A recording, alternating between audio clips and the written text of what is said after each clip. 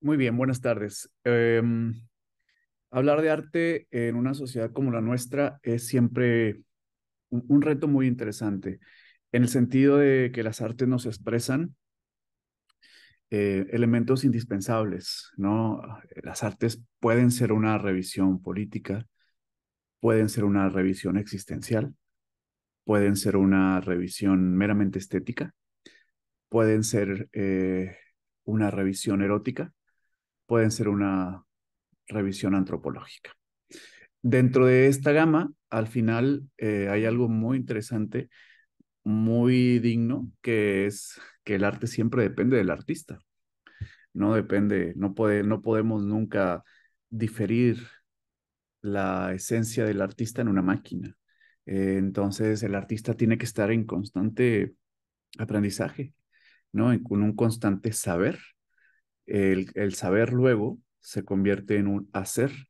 Lo que quiero decir es que muchas de las veces, si es que no nacimos con un genio natural, eh, nuestra vida como artistas es estar nutriéndonos, estar adquiriendo fuerza intelectual para también luego que se desarrolle lo conceptual.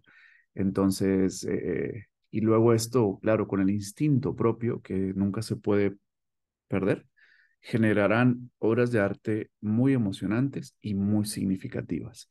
Eh, la clase de hoy va a ser una revisión de lo que, desde mi punto de vista, lo que yo he aprendido con profesores muy buenos, con lecturas, con el dar clases constantemente en una universidad y en un museo. Me han como informado qué es lo que yo puedo aportarle a un artista del norte de México en cuanto a su relación con su propia obra, con la creatividad, con la sociedad en la que vive. Entonces vamos a revisar 5 puntos eh, interesantes. Vamos a revisar esto, lo hablo muy a menudo, pero vamos a revisarlo hoy desde el punto de vista del cine y desde el punto de vista de la pintura con algunos autores que he descubierto.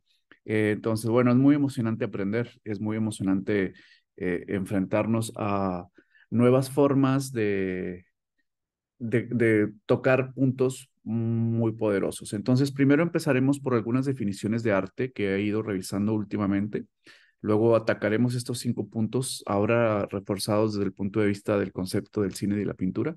Y luego revisaremos cómo el arte europeo influye en el cine mexicano y veremos algunas composiciones. ¿Va? Muy bien. Bueno, pues empezamos. Em, el arte y el pensamiento contemporáneo. Hay algunos autores que se han propuesto investigar sobre lo que el arte le ofrece a una sociedad contemporánea. ¿Qué queremos decir cuando decimos contemporáneo? No solamente queremos decir pues el ingreso de la instalación, tampoco hablamos exclusivamente de lo que pasa con el arte conceptual, no hablamos exclusivamente de técnicas, vamos un paso atrás. Cuando hablamos de contemporáneo, hablamos de lo que se ha trabajado como la exploración del vacío, la huida de los dioses, la muerte de lo sagrado y bueno, la reivindicación de una conciencia artística que luego se transforma y en trabajo de distintos materiales. Muchas de las veces se estudia arte contemporáneo solamente desde el trato de materiales sin pensar qué es lo que provocó todo este gran juego que ahora tenemos. Entonces, bueno, una de las cosas para no perder el foco, y es lo que me interesa trabajar con la gente que me sigue, es esto, ¿no? Que em, cómo de recuperar el foco al momento de estudiar artes. Es muy sencillo, estudiando, estudiando bien. Entonces, uno de los grandes pensadores que he estado estudiando últimamente se llama Jean-Luc Nancy en su libro La representación prohibida y todos los libros que les menciono, afortunadamente los he leído, no crean que eh, vamos nada más como mencionando por mencionar, no, los he leído, los he estudiado con mucho cariño además. Entonces, él narra o él dice que la activación, el arte, se puede entender como una activación de las potencias. Esto ya de por sí nos coloca en una responsabilidad. En un sentido, diría Jean-Luc Nancy que el mejor artista es el que activa mejor las potencias, ¿no? Y la calidad y la cualidad de las potencias. No es lo mismo activar una potencia meramente emocional que una potencia desde la emoción rete a la sociedad. Entonces, ¿qué potencias están jugando en tu obra? ¿Qué elementos estás trayendo a juego? Si son elementos meramente fantásticos, si son sociales, si son simbólicos, ¿qué combate estás ejerciendo en medio de una sociedad límite? Nosotros somos muy afortunados, aunque parezca que no, porque la sociedad mexicana nos ofrece un cúmulo de potencias, ¿no? Aquí la muerte se ofrece con potencia, no es una muerte de closet, es una muerte callejera, ¿no? Aquí también la erupción de la ignorancia, por ejemplo, se nos ofrece muy lascivamente cada vez que abrimos alguna, pues, medio de comunicación, ¿no? También ahí, aunque parezca que no, la nuestra es una sociedad muy pesimista, en donde claro que no se ve salida a los problemas de justicia social, por ejemplo. Entonces tenemos como artistas muchísimas herramientas para activar esas potencias a favor de nuestro arte, ¿no? En un mundo al límite, ¿qué piensa el artista de su propia sociedad? También dice Jean-Luc Nancy que el artista, el poeta, trabaja en el no olvido. ¿No? Y esto es tremendo porque olvida la sociedad, olvida el político, olvida el economista, pero el artista es el que recoge la memoria y esa memoria también puede ser arte. Y también dice que el arte es el sitio donde arde la mirada, ¿no? Un poco pensando en la inspiración, ¿no? La mirada del artista es una mirada en constante ebullición, en constante erupción, ¿no? Siempre está inquieta, siempre está viva. Es una mirada, lo que quiere decir este artista, que es una mirada que está viva. Y en tanto ser vivo, la mirada del artista se descompensa, se emociona, se entristece, se va a un límite, buscan lo prohibido, es una constante fuga. Entonces, vamos a revisarlo un poco más a detalle. ¿Qué es una activación de las potencias o quién activó bien las potencias? Vamos a pensar en Edvard Munch, ¿no? ¿Qué potencias activa Munch? Bueno, Munch como buen expresionista se siente inadecuado para el mundo, ¿no? Hay un yo que se siente inadecuado para el mundo. ¿Qué potencias activa este personaje, este pintor súper interesante? Bueno, las potencias del yo ante una realidad asfixiante. Entonces, las potencias surgen por contradicción, por unir dos elementos que están en guerra y en conflicto. No es solamente una exposición del yo lo que hace Edvard Munch, es un yo que está en combate contra la moral, contra la realidad asfixiante, contra el peso de la existencia. Y entonces la pintura de Munch, como esta Madonna que tenemos acá, es un combate entre estos deseos, esta ebullición de lo que está dentro de él y luego con su técnica establece un contacto con la realidad a la que encuentra opresiva. Y entonces la potencia que se activa es un yo en combate contra la realidad, ¿no? Eh, ¿Qué hace bien mucho? Bueno, el uso del color como reflexión emotiva, no solamente emotiva, sino emotiva en lo social, y eso hay que apuntarlo. En Munch, el arte niega la lógica del mundo y a través del dibujo y el color hay una emancipación del dominio de la realidad. Vemos estas figuras acá, por ejemplo, es bien impresionante que una mano directamente se difumina, ¿no? Acá atrás también el cuerpo está como atrapado o enredado como una voluta que va por acá atrás desde el fondo con tonalidades azules y anaranjadas y lo rodea. Entonces esto no se corresponde con ninguna lógica. Se corresponde con una visión propia que quiere imponerse a una realidad que le ofrecen. Entonces lo que hace Munch es activar las potencias del yo en un mundo que lo oprime. Claro, por eso hay que tener técnica. Pero ¿qué pasaría si la técnica estuviera vacía de contenidos, que es comúnmente lo que pasa? Entonces, primero viene un contenido muy poderoso que se amalgama con la técnica y da como resultado uno de los grandes genios del arte, una activación de las potencias del show. Muy bien. Bueno, entonces, bueno, tenemos también a otros autores que han manifestado estas potencias. Tenemos a este autor Matías Grunland de Alemania y tenemos a Vincent Van Gogh, ¿no? Son diferentes formas de activar potencias, uno desde la intimidad y otro desde lo cosmogónico, ¿no? Hablando de la figura del resucitado y hablando de un girasol. ¿Se puede activar una potencia desde lo íntimo y desde lo cósmico? Por supuesto. Entonces, la técnica vehicula la activación de las potencias, tanto en el jarrón de girasoles, en donde Van Gogh está narrando el ciclo de la vida, porque hay un girasol seco, hay uno en florecimiento, hay uno en pleno florecimiento, hay uno en decadencia y por acá está un botoncito. Entonces, este es como el ciclo de la vida y la activación del ciclo de la vida en el impresionismo.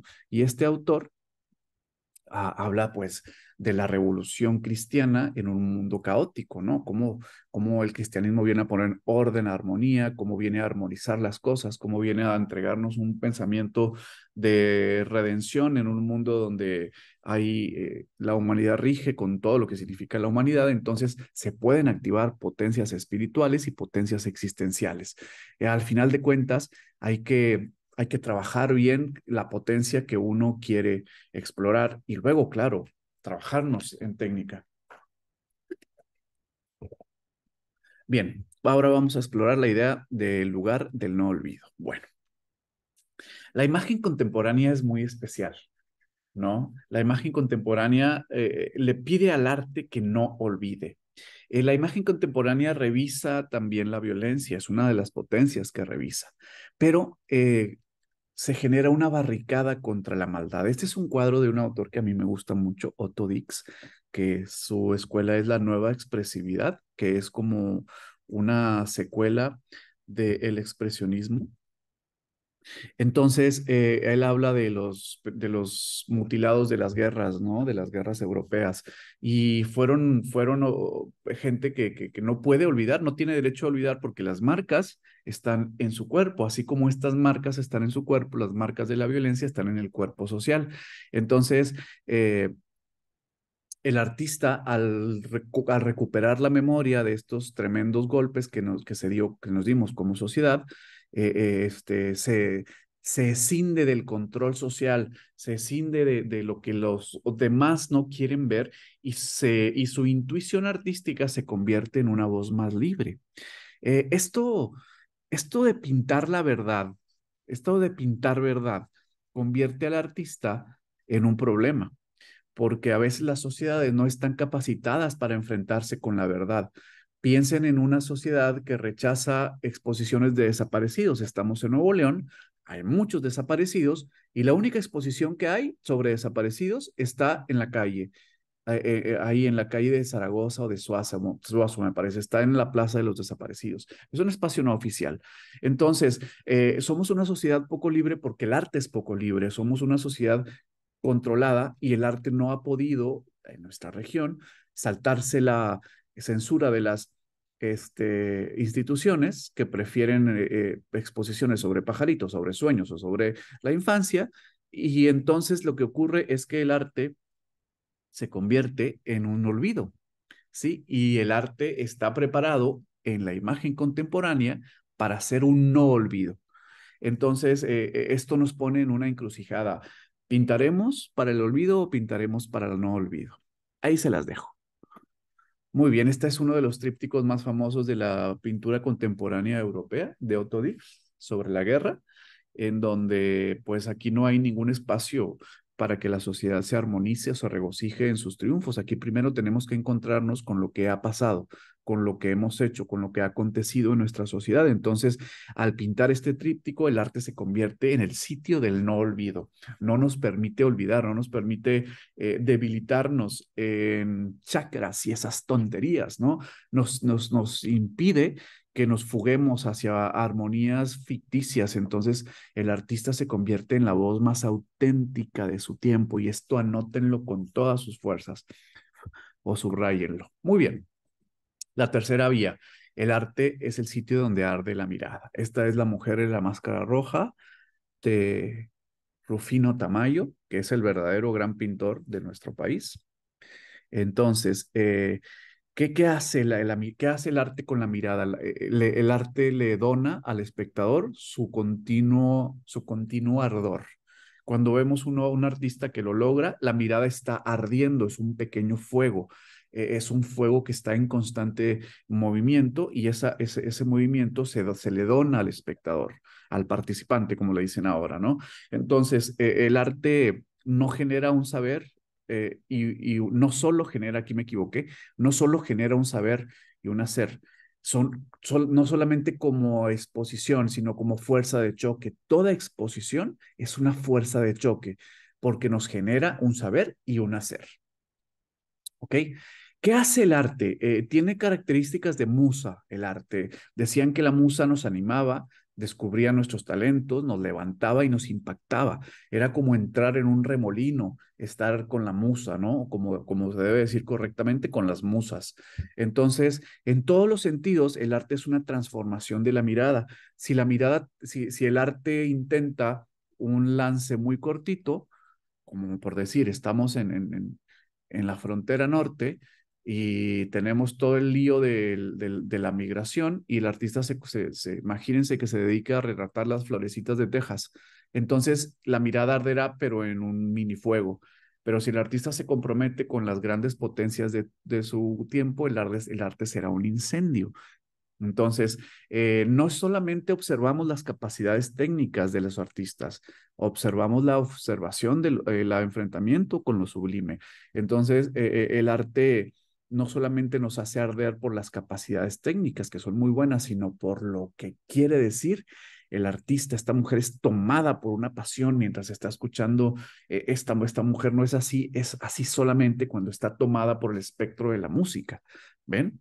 Entonces, bueno, los artistas son especialistas en hacer arder la mirada y son especialistas en trabajar para el no olvido y son especialistas para activar potencias. Este es nuestro preámbulo. Bien, bueno, ahora que ya tenemos estas ideas fijas en nuestra mente o al menos las tenemos como una aproximación,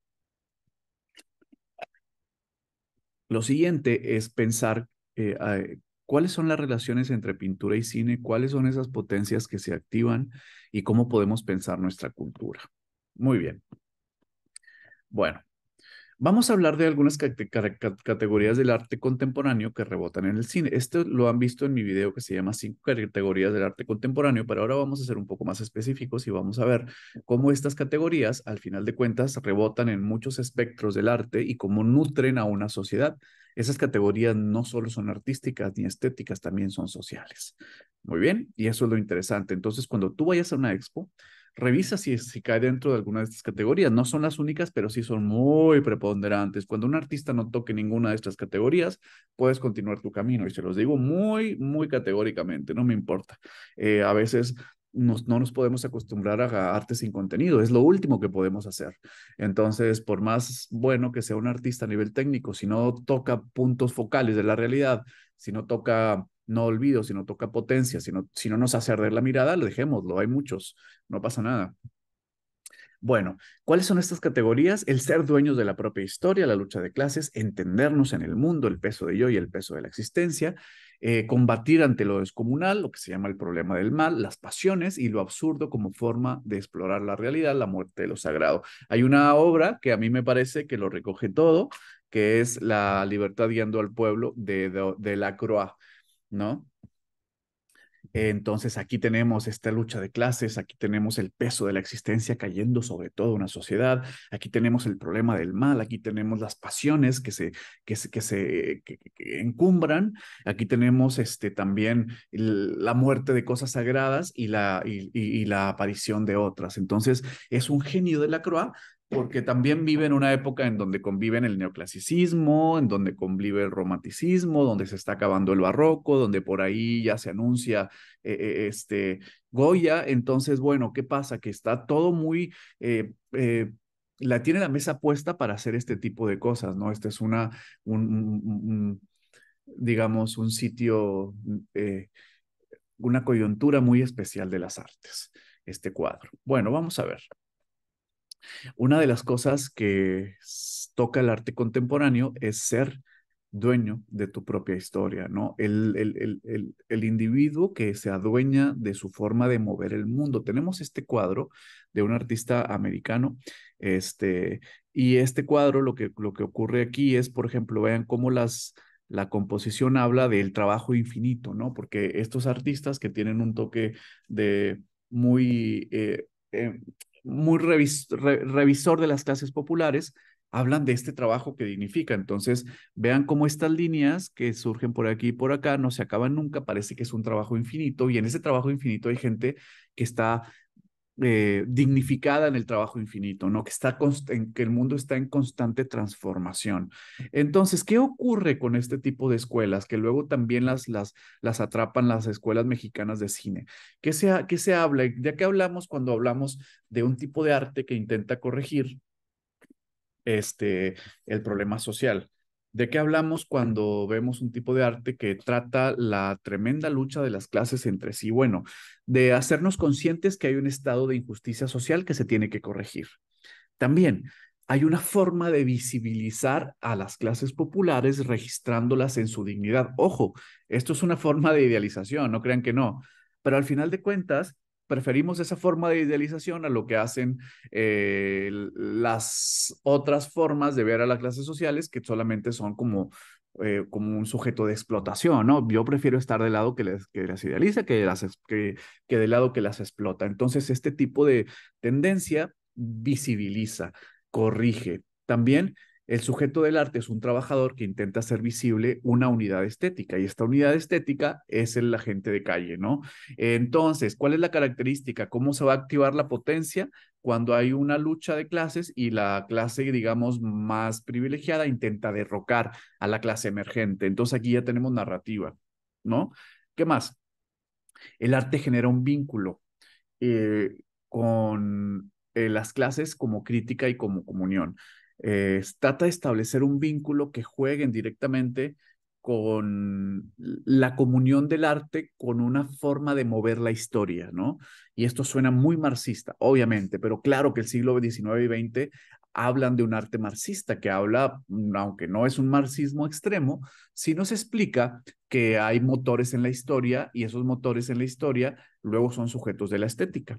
Entonces, recapitulando, la lucha de clases, el ser dueños de la propia historia, marca en el arte una corrección del estado de injusticia, una visibilización de las clases populares, un sujeto que es un sujeto estético, que es aquel que mueve la historia, y un vínculo entre la clase y la crítica, ¿no? ¿Cómo se puede corregir esta realidad a través de la visibilización de las clases populares? Es tremendo. Esta fotografía es de Gabriel Figueroa en la película Enamorada con María Félix y Pedro Armendáriz. Aquí está ya condensado, ¿no? Van a chocar las clases, se va a visibilizar la figura del héroe, que es Pedro Armendáriz, el coronel Pedro Reyes, que va a enamorarse de esta chica de las clases latifundistas, pero y entonces ella va a tener que decidir si continúa y persevera en su clase o si hace una revisión de su ser y entonces ella se une a la lucha armada del pueblo mexicano y es esa escena de enamorada donde van entre las granadas viviendo su amor, ¿no? Que es espectacular. A mi profe Casal le encantaba esta escena. Entonces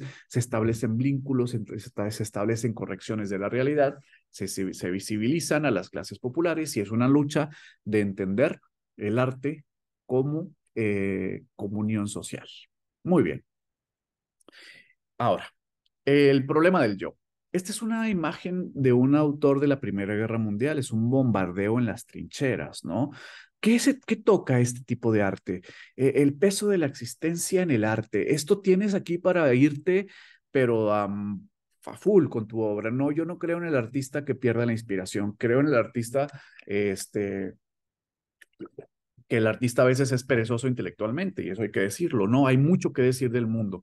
Entonces, el artista habla de un individuo asfixiado, en un mundo asfixiante, ¿no? Que está atrapado en una continua lucha, ¿no? Como el mito de Sísifo. Esa imagen nos conviene bastante. Entonces, son imágenes que no tienen miedo a ser pesimistas, ¿no? En esta sociedad regulada por el Instagram, tenemos miedo a ser pesimistas, porque alguien nos dijo que cuando eres pesimista, cuando no te permites ver la realidad en su potencia, entonces pues no vas a ser visible, no vas a ser seguido, no vas a ser simpático y la gente va a dejar de verte. Y eso es una tontería. El arte no puede caer en categorías instagrameras. Entonces, el arte, responde a la crudeza de una sociedad arrolladora, ¿no? Y eso lo tenemos en Ayotzinapa, lo tenemos en la frontera, lo tenemos en lo que está pasando con la persona que tiene que tomar un autobús de Santa Catarina a Escobedo o de Escobedo a San Pedro o de Pesquería a Pueblo Nuevo y estas cosas, ¿no? Entonces se viene encima una realidad, el artista lo registra, nos hace partícipes del peso de la existencia, cargamos la piedra de Sísifo entre todos y entonces el mundo y el mundo del arte abre esta categoría, ¿no? Cómo explorar el peso de la existencia. Películas mexicanas que hablan de esto, ¿no? Pues El Apando, Fe, Esperanza y Caridad, Mecánica Nacional, El Lugar Sin Límites. Son películas mexicanas que hablan del peso de la existencia sobre una sociedad, donde la sociedad realmente no da salidas. Vean la película, parte de Caridad en estas tres películas que son una, Fe, Esperanza y Caridad. La parte de Caridad es tremenda, pero la parte de fe también cómo el individuo es derrotado por las fuerzas sociales. El Apando de Felipe Casals o El Lugar Sin Límites. Muy bien.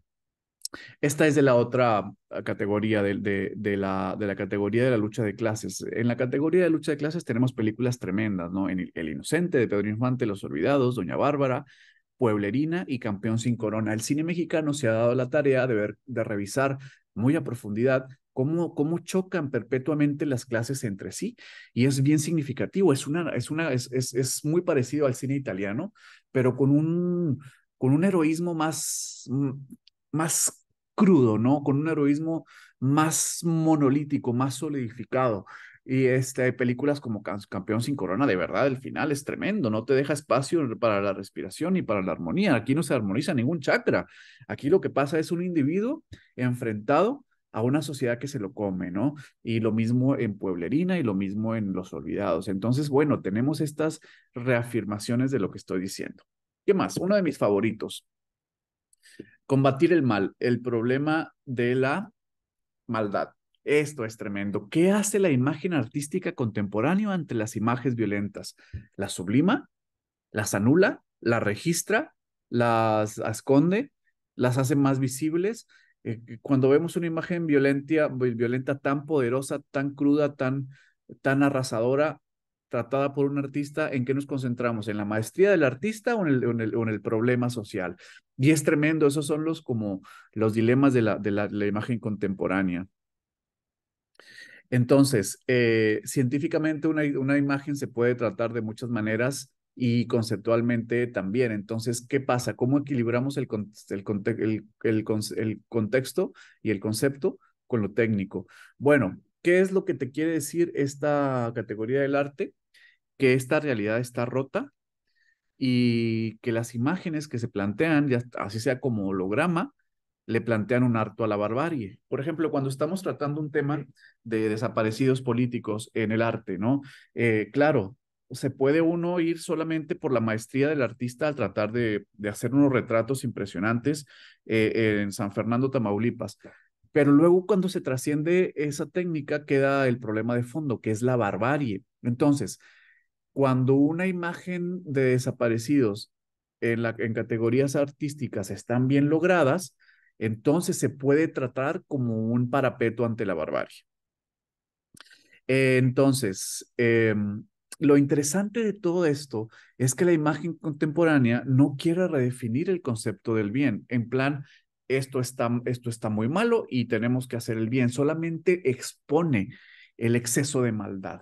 Una buena expo sobre estos temas no moraliza, sino que expone sobre el exceso de maldad. Por ejemplo, aquí tenemos esta imagen de la cabeza de San Juan, muy sublimada. Aquí antes de quizá a mí me pasa que no pienso en el asesinato de San Juan, sino pienso en la maestría del artista.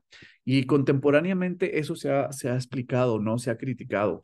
¿Cómo podemos entonces conectarnos con imágenes tan poderosas, con problemas tan poderosos, si en medio está la estética? Y eso es un gran debate para el arte. Entonces, ¿qué tiene que hacer el artista? Exponer. el exceso de maldad. Películas que hablan de este tema, de estos excesos de maldad, algunas más crudas, algunas más preciosistas. Una muy cruda es Las Poquianchis con Diana Bracho, dirigida por Felipe Casals. Una muy preciosista es Río Escondido con María Félix. Una muy desgarradora es Susana, Carne y Demonio de Luis Buñuel. Y una muy preciosista es El laberinto del fauno, en donde nos quedamos con la maestría técnica del Toro, pero ¿cuántos han investigado sobre la Guerra Civil Española luego de ver la película? Me parece que muy pocos. Entonces, ¿qué pasa cuando el artista y su potencia le gana al fenómeno? Ese es un tremendo debate. A mí me parece que de verdad que los artistas de pronto son tan egoístas, los artistas visuales, los escritores no tanto, que dejan que el triunfo de su estética sea incluso mayor que el fenómeno. Entonces es un debate muy bueno en las artes. Tenemos artistas que han logrado anular que el fenómeno supere su estética, como los pintores de la Primera Guerra Mundial, como los fotógrafos de guerra o como los documentalistas de las prostitutas en Tailandia. ¿Ven? Aquí ya se habla de otro tipo de compromiso, ¿no? Es un compromiso para que la humanidad no pierda de vista que exista el horror, ¿sí? Entonces, muy bien, tenemos estos ejemplos de cómo la estética fue acallada, está ahí, funciona. Esta fotografía de esta pintura tiene una composición bastante poderosa en este triángulo invertido que tienen estos chicos, y luego pues este caracol que está por acá, pero no supera el efecto de las balas. Por ejemplo, películas como Naranja Mecánica lo logran, películas como La Lista de Schindler lo logran, en donde la estética está a un punto súper poderoso, pero luego sí nos enfrenta a un problema vital. Me parece que todos los artistas mediocres se conforman con que brille su estética y hay que ir más allá. Bueno, ¿qué más? Las pasiones son el combustible del arte. Esto es innegable, esto es universal y va a estar siempre. Desde la guerra de Troya hasta la última película de Martin Scorsese, ¿no? Las pasiones como combustible del arte. Bueno, películas como Salón México hablan de esta erupción de las pasiones. Beautiful, de Mi Negro González Iñárritu. La Mujer del Puerto, de Arcady Beutler, con Andrea Palma, y Profundo Calmesí en México de Arturo Ripstein hablan de las pasiones como este combustible de las artes. ¿Qué dice esta parte de la clase? Bueno, que los dispositivos de la moral son insuficientes para contener los impulsos. Me encanta, me lo quiero tatuar esta frase en la espalda. Entonces, claro, el arte del siglo XX se pregunta de qué pasa ahora que no están los dioses, qué voy a hacer con mis pasiones. Bueno, van a atacarte, van a ser muy disruptivas, van a ser muy poderosas. Entonces el carácter del arte es no contenerlas. Ya todo mundo intenta contener las pasiones. Estamos llenos de gente semáforo, estamos llenos de gente alto no pases, y el arte es un sitio en donde estas pasiones se pueden recrear, se pueden regocijar. El arte se sitúa entonces en un espacio amoral donde la voz del creador está forzada a la autenticidad. Por eso está muy mal que las instituciones quieran intervenir en las curadurías, porque entonces el artista no va a complacer a esto súper auténtico que tenemos, que son las pasiones, sino va a complacer a las curadurías y a las instituciones. Entonces, todo este tema de la censura es bastante molesto. Está muy bien para Facebook, pero no está bien para la obra de arte. El talento debe ser liberado, el sistema no puede estar por encima del talento, la curaduría no puede estar, la censura no puede estar por encima de la potencia del artista. Entonces, esto es un debate que se viene tremendo y ya está aquí y ya está dañando el arte y es un cáncer. Muy bien, ¿qué más? Lo absurdo como forma de explorar la realidad o la muerte de lo sagrado. Esta es La muerte de Caín y El juicio de Caín de José Clemente Orozco. Bueno, ¿qué quiere decir esto? Que el repliegue de los dioses abrió un vacío en el siglo XIX y XX, claro, desde el siglo XVIII, si ustedes quieren, ¿no? Entonces, el arte ahora opera en lo muy abierto y la obra de arte no es una recuperación de cosas irrecuperables, sino es una profundización del vacío. No va a querer recuperar la historia de amor sagrado donde los dioses intervenían para que las cosas fluyeran entre los amantes, sino se va a preguntar cómo amamos ahora que está vacío el universo, como que estamos vacíos de contenidos metafísicos, cómo matamos, cómo guerreamos, cómo generamos justicia en un mundo tan abierto. ¿Qué es la injusticia entonces en un mundo tan abierto? Entonces son muchas posibilidades del artista y todos los efectos que quieran hacer lo contrario, que quieran armonizar la realidad, todas las meditaciones para crear un mejor arte, bueno, son simplemente una pérdida de dinero, pero descomunal. El artista expresa su mundo en su forma vaciada de sentido, donde debe encontrar un sentido propio. ¿No? El artista, cada quien después vaya y haga todos los cursos de meditación que quieran a San Miguel de Allende, pero el artista expresa un mundo vacío. Y ahí sí cualquier chakra es vencido. Entonces, ¿qué pasa? Que, por ejemplo, Hopper habla de la forma del amor en un mundo carente de sentido, donde la economía es el último dios. Entonces, sus personajes están tocados por un aura donde las expresiones emocionales se corresponden con el vacío del contextual. Entonces el artista debe expresar un mundo que está vaciado y ahí buscar el amor, y ahí buscar la reivindicación, ahí buscar la redención, y ahí buscar la maldad. Pero el mundo está vaciado. El mundo se vació de contenidos metafísicos y eso es muy sugerente. Muy bien, películas que pueden ver de este tema. Los hijos de los hombres, tremendo, de Alfonso Cuarón. El bulto de Jorge Fons. No, de Gabriel Retes, La sombra del caudillo de Julio Bracho y la trilogía de la Revolución Mexicana, donde no hay de dónde tomarse, donde no hay de dónde fundamentarse. Entonces, tenemos que aceptar que somos erráticos, tenemos que aceptar que hay una forma de no sustentarnos y en este no sustentarnos de pronto aparece la pasión y de pronto aparece la justicia, pero también la maldad y también la perversidad. Entonces, estas son 5 categorías que están ahí presentes en cualquier exhibición buena en cualquier temática cinematográfica, en cualquier temática de dibujo, en cualquier temática escultórica, en cualquier libro. Entonces, aquí están. Bueno, recapitulando, ¿quién es el autor que mejor encierra estas 5 categorías? Obviamente Dostoyevsky en Los Hermanos Karamazov. Léanlo para que vean que no les estoy contando mentiras. Ahí van a encontrar lucha de clases, problema del mal, pasiones contra razón, lo absurdo de la existencia, lo amoral y lo inmoral. Ahí va a estar todo. Muy bien. Perfecto. Entonces, una de las cosas que me gustaría revisar con ustedes es cómo la pintura española y el cine mexicano son hermanos, cómo las composiciones, cómo las ideas, cómo los giros velasquianos y las ideas de Murillo van generando una escuela de composición y una escuela de revisión de nuestra sociedad. Es muy interesante ver de dónde venimos, ¿no? Es muy interesante ver de dónde partimos, de dónde viene nuestra estructura estética, de dónde viene nuestra estructura social también. Pero es muy importante saber por qué creamos como creamos. Entonces, para mí, yo he encontrado un universo de sentido muy bueno en lo que hacen los pintores españoles del barroco, que son nuestros grandes padres creadores, ¿no? Es gente con la que tenemos que estar revisando continuamente y si no se hace esto, creo que sí podemos caer en muchas como escuelas que no nos aportan nada. Por ejemplo, ahora está de moda el cine americano de Marvel y eso no nos aporta nada porque es otro universo de sentido. Es el bien contra el mal, pero el bien se asimila con un imperio y el mal se asimila con los rebeldes. Entonces, eso no nos va porque nosotros venimos de la Revolución Mexicana donde los buenos eran los rebeldes. Entonces, es una narrativa que nos resulta muy ajena. Eh, para poder crear como se debe crear, como se puede crear en el norte de México, siempre hay que revisar de dónde vienen cuáles son nuestros veneros, ¿no? Y un venero es la pintura española del siglo XVI. Perdón, es que me estoy deshidratando aquí con el calor este.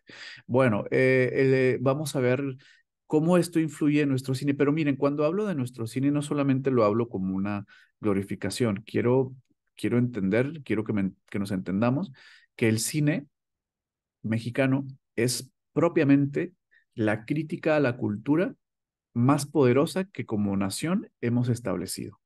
¿Mm? Nuestros grandes cineastas tienen esta fuerza tremenda, ¿no? De explicar o de intentar conectar con este país tan complejo que tiene características sociales tan interesantes, ¿no? Eh, entonces, tenemos un cine mexicano que durante ya 90, 100 años, 120 años, ha desarrollado una línea de pensamiento que intenta pues generar una conciencia social y un amor por la justicia. Ese ha sido como el gran tema del cine mexicano. No es otro, ¿ven? Entonces el cine mexicano tiene algunas etapas, tiene una etapa eh, muy rural, en donde la ruralidad se enfrentaba a lo urbano y entonces la autenticidad de un pueblo y todas las derivas éticas y estéticas se recogían en lo rural. Piensen en todas estas películas de Emilio Fernández, no sé, Flor Silvestre, Un Día de Vida, María Candelaria, Pueblito, Enamorada, Bugambilia, en donde la ruralidad le aportaba un sabor de autenticidad, pero también era ahí donde íbamos a encontrar la justicia,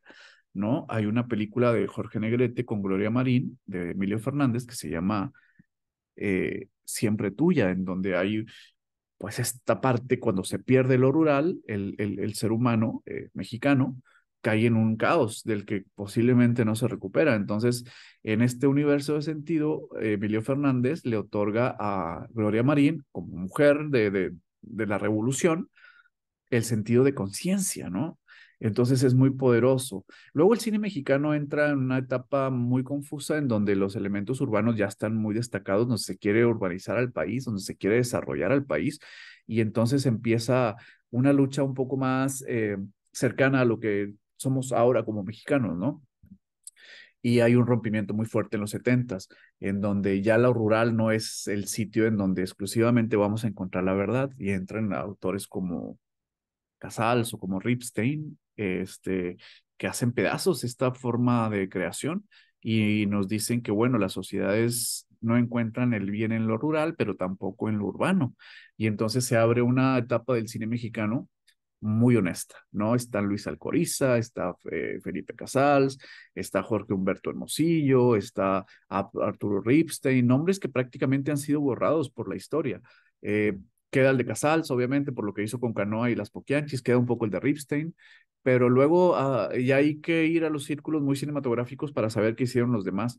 Pero los setentas es eso, un ajuste de cuentas con lo rural y un pedirle cuentas al urbano. Y en ese choque, tremendo, ¿no? Les recomiendo que vean esa película que se llama Fe, Esperanza y Caridad, que son tres cineastas haciendo esta película. Les recomiendo que vean Las Poquianches y El Apando de Felipe Casals, si tienen el estómago para verla, porque son películas difíciles, geniales, pero difíciles.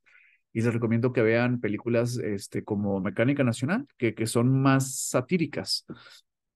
Luego llega pues una etapa muy negra en el cine mexicano, muy oscura, que es la época de las ficheras, en donde todo se derrumba, la estética se hace pedazos, las narrativas se van al caño, los actores eran tremendamente vulgares y no hay poesía en el cine mexicano. Se acaba la poesía de lo rural, es solamente eventos semieróticos para gente muy básica. Y llega una reivindicación en los noventas con películas como Agua para Chocolate, con películas como Todo el Poder, que aunque no es de mis favoritas, sí hay otras narrativas, películas como las de Luis Estrada, como La Ley de Herodes. Y entonces a partir de aquí, de esta reivindicación, los mexicanos se dieron cuenta que podían hacer cine de otra manera y nacen los tres grandes, ¿no? A partir de ahí tienen una plataforma de creación en donde se dicen, bueno, puede haber poesía, puede haber narrativa, puede haber una revisión diferente de las clases sociales, como hace Iñárritu en Amores Perros, en donde habla pues de este mundo de todos contra todos, a un nivel muy preciosista.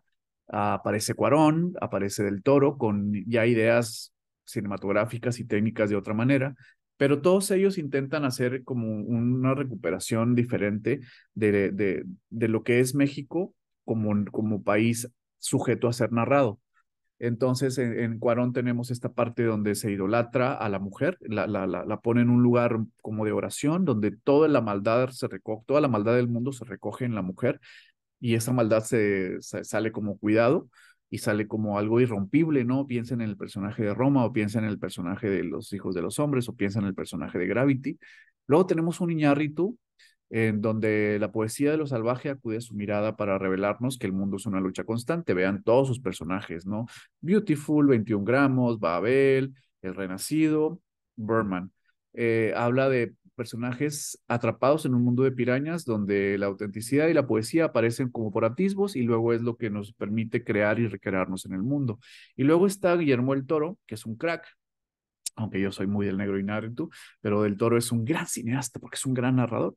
Sus personajes están desamparados, como los personajes originales del cine mexicano, como los personajes originales de la Biblia o de Velázquez y de Murillo, pero en ese desamparo, luego ellos tienen que investigar en las formas de la justicia, ¿no? Entonces, todos son así, todos son desamparados que buscan justicia. El laberinto del fauno, este, la forma del agua, Hellboy, con un toque muy especial, muy único de él, como un remate que él tiene, que nadie más tiene en México, que es la fantasía, ¿no? La fantasía de Goya, la fantasía del Bosco, la fantasía del cine americano también, que habla, pues esta fantasía no la utiliza como pecados ni como pasiones, como en Goya, ni como en el Bosco. Guillermo del Toro investiga esta pasión, estos personajes como conciencia, lo cual eso es bien extraño, ¿no? La fantasía es la conciencia del mundo. Busquen mi video de Del Toro aquí en mi canal de YouTube.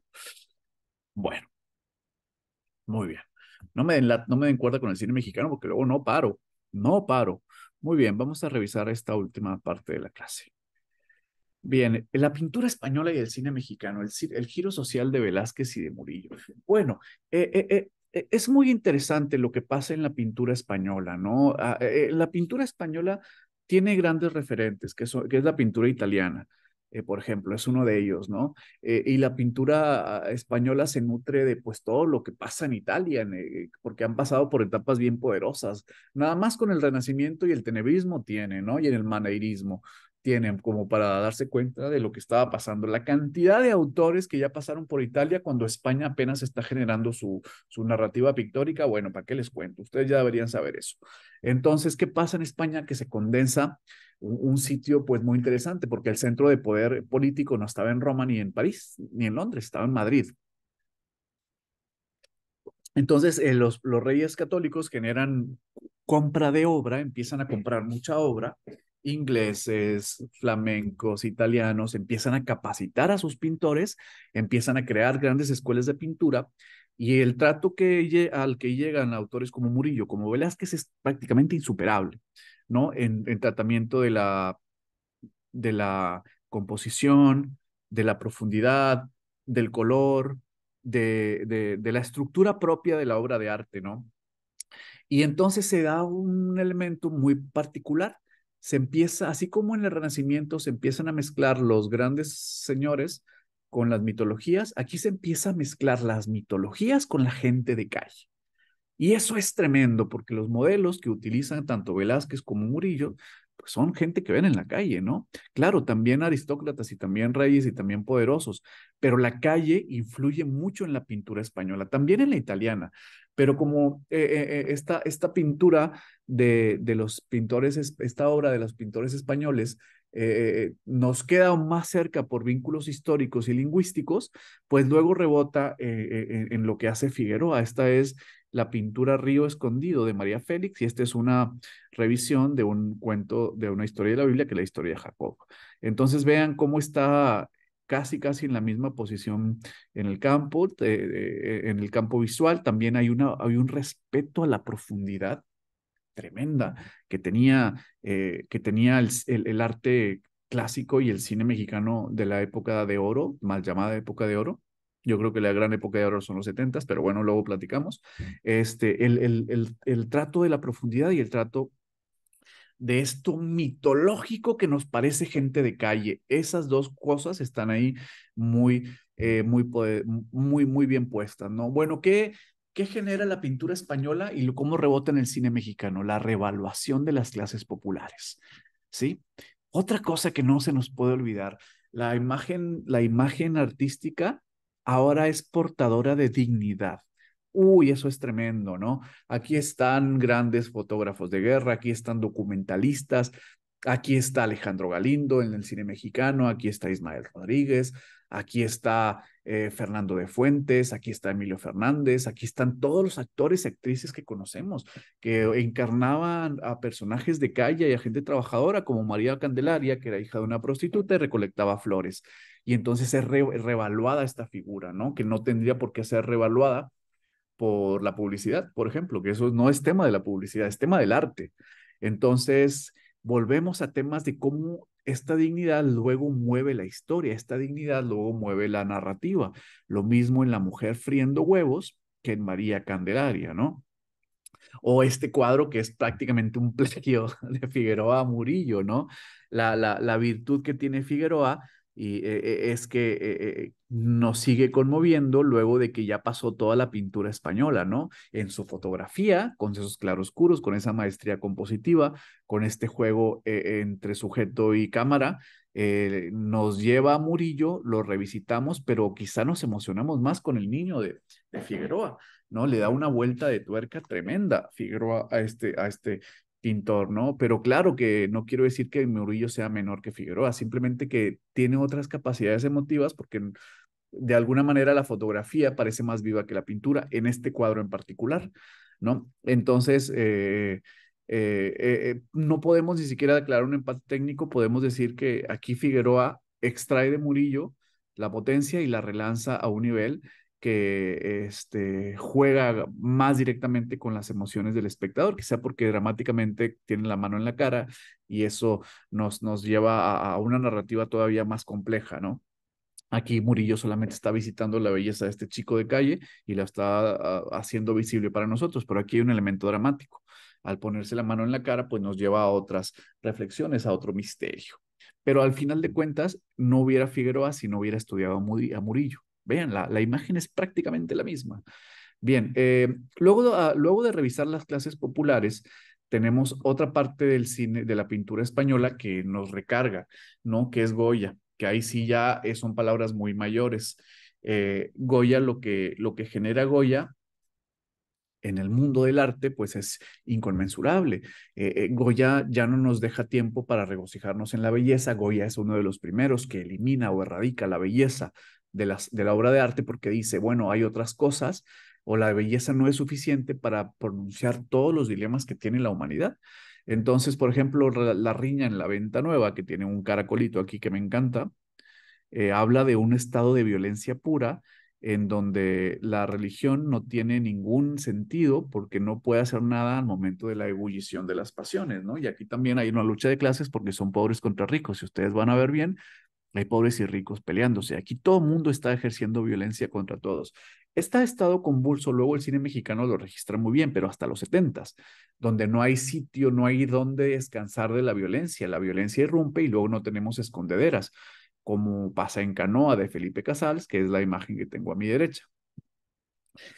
Goya le da al cine mexicano o le dona al cine mexicano estos personajes que son pura maldad y son pura maldad irreflexiva, ¿sí? Entonces, por ejemplo, vemos autores tan disímiles como Casals y como Del Toro, que no se parecen en nada, pero que los dos toman de Goya. Aquí tenemos una imagen de Canoa. De Canoa es la película del linchamiento de jóvenes estudiantes en un pueblo de San Miguel Canoa en Puebla, y luego Casals hace una película muy bien dirigida entre un falso documental y una narrativa extraordinaria, y Los desastres de la guerra, que es un ejército contra el pueblo, los poderosos contra los vulnerables. Aquí está la misma idea. No se puede decir que Casals estudió a Goya para hacer esta película, pero sí que tocan el mismo tema. Sin Goya no hubiera existido esta apertura hacia la revisión de una violencia sin sublimidades, ¿no? Y obviamente, pues Del Toro, pues sí, de plano plagiando al Saturno, ¿no? En este personaje súper enigmático del laberinto del fauno. Entonces, claro, es el poderoso contra el joven, el tirano contra la vitalidad, que tiene que tragar vitalidad para seguir vivo. Entonces tenemos a dos personajes que están en dos coordenadas muy distintas, el realismo social de Casals contra la fantasía y la conciencia del Toro. Entonces, como ven, son autores que si bien se entenderían perfectamente en una charla, al hacer cine se distancian. Sin embargo, los dos se unen en Goya. Bien, entonces, y hay una tercera vía, que es la tercera vía, pues, de Cuarón, y el arte, ¿no? El arte como una oración. Los personajes de Cuarón habitan en un mundo perdido, en un mundo descontrolado, en un mundo caótico, en un mundo hostil, pero llevan en su ser un poema. el poema de la reivindicación. Llevan en sí mismos la posibilidad de reinventar el mundo, de rehacerlo de nuevo a través de la tremenda capacidad que tienen para recibir maldad. ¿No? Para recibir esa maldad y luego convertirla en cuidado. Hay algo dentro de los personajes de Cuarón que nos lleva directamente a pensar en las vírgenes de Murillo, ¿no? Y de, de Velázquez. Generalmente a Cuarón le gustan estas composiciones piramidales, igual como trabajaban las vírgenes, salvo que Cuarón, pues es claro, un poco más contemporáneo, bueno, más contemporáneo porque sitúa a sus personajes en sitios de hostilidad donde nosotros podemos ver esa hostilidad, sentirla, pelearnos con ella y angustiarnos por esa hostilidad. Sin embargo, al igual que las vírgenes del barroco, los personajes de Cuarón entran en una relación muy poderosa con la reinvención del mundo desde la bondad. Y entonces sus personajes así son, ¿no? Chupan la maldad y regresan cuidado. Absorben maldad y regresan bonomía. Está en todos sus personajes femeninos más famosos. Gravity, Los hijos de los hombres y Roma. Entonces, aquí tenemos tres personajes, tres autores españoles y tres cineastas mexicanos que se están continuamente enriqueciendo, que se están continuamente nutriendo, que están teniendo una conversación ético-estética en el tiempo y en el espacio. Entonces, ¿qué pasa? Que algunos sí pueden hablarse de tú a tú como Figueroa le puede hablar de tú a tú a Velázquez o le puede hablar de tú a Murillo. Hay autores que revisan nuevamente la idea de la violencia en países complejos y eso los pone en la órbita de Goya. Claro que no se puede decir que ni Casals ni Del Toro le pueden hablar de tú a Goya, pero lo siguen. Y eso ya de por sí es bien difícil. Y luego tenemos una reinvención de la idea de la oración, de la idea de la elevación en Cuarón. Entonces, como ven, hay que nutrirse de estos grandes creadores, hay que darnos una oportunidad de generar una fuerza de choque en nuestra sociedad, de entregarnos a ver cómo lo hicieron ellos y ver cuáles son las derivadas que tenemos el día de hoy, y sobre todo a estar conscientes de que el arte es un continuo, como dije al principio, activación de las potencias. Tenemos todo este mundo referencial. Les he hecho una clase en tres partes donde hablamos el arte con un concepto, luego el arte con sus territorios y sus derivadas, y luego el arte como un sitio de referencias cruzadas. ¿No? Entonces, bueno, dejo esta clase para que ustedes la puedan revisar en casa, para que puedan verla en estas tres etapas, que la vean primero una etapa y luego otra, duran más o menos unos 20 minutos cada etapa.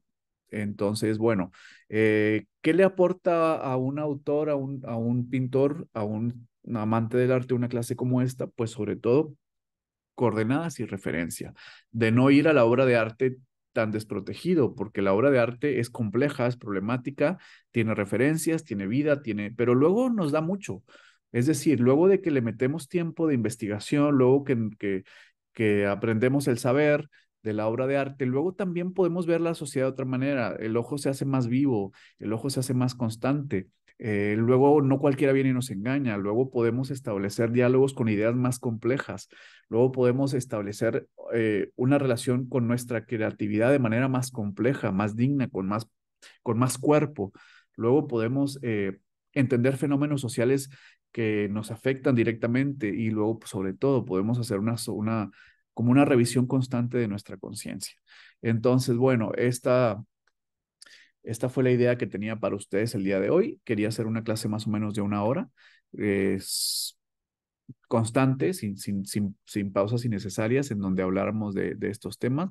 Y bueno, yo personalmente creo que me quedaría con imágenes como esta de Hopper, ¿no? En donde se abre una revisión tremenda y nos permite profundizar en cosas poderosas de nuestra realidad, ¿no? Para mí la imagen artística contemporánea está obligada a profundizar en el vacío y a ser consecuente con ese vacío. Entonces, los personajes solitarios de Hopper hacen eso, ¿no? No dejan su soledad, de- esa soledad que tienen como que conquista la atmósfera en la que son opuestos y al final de cuentas el Hopper cumple lo que queremos de un artista, ¿no? Que exprese su mundo, aunque sea un mundo vacío y carente de sentido. Entonces, muy bien. Revisamos un montón de cosas y al final de cuentas entendimos que hay una posibilidad de hacer arte hoy, de seguir haciendo arte hoy y arte que nos ayude a saber y que nos ayude a hacer, ¿no? Que combine el saber y el hacer. Muy bien, pues muchas gracias y afortunadamente tenemos este modelo para que ustedes revisen en clase. Bueno, para finalizar, como decía Jean-Luc Nancy, el artista es el único que no tiene derecho a olvidar. Gracias totales.